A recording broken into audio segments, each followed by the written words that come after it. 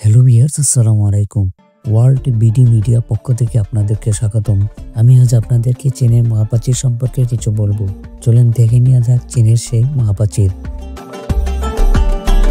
চীনের মহাপ্রাচীর একটি ঐতিহাসিক এবং সাংস্কৃতিক কাঠামো যা চীনের উত্তরাঞ্চলে বিস্তৃত। এটি বিশ্বের সবচেয়ে বড় মানবসৃষ্ট কাঠামো এবং একটি বিস্ময়কর স্থাপত্যকর্ম।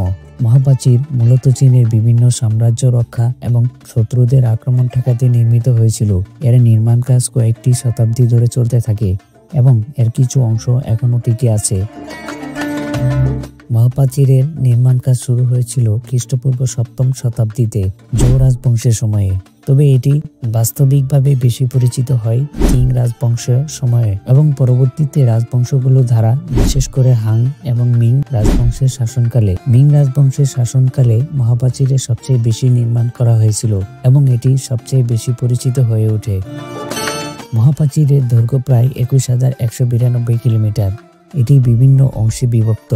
কিছু অংশ পাহাড়ি অঞ্চলে, কিছু অংশ মরুভূমি এবং কিছু অংশ সমতল ভূমিতে বিস্তৃত। মহাপ্রাচীরের নির্মাণে ব্যবহার করা হয়েছিল বিভিন্ন ধরনের উপকরণ, যেমন ইট, পাথর, কাঠ এবং মাটি। কিছু জায়গায় প্রাকৃতিক উপকরণ যেমন কাদামাটি এবং বালি ব্যবহার করা হয়েছিল।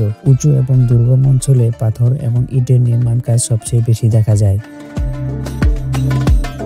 মহাপ্রাচীর মূলত চীনের উত্তর সীমানা রক্ষার জন্য তৈরি করা হয়েছিল।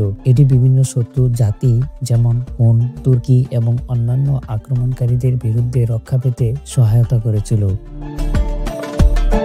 এটি যুদ্ধকালীন অবস্থায় নিরাপদ পিছু হটাও করার জন্য এবং সীমান্ত অঞ্চলে জনগণের নিরাপত্তা নিশ্চিত করার জন্য ব্যবহার করা হতো।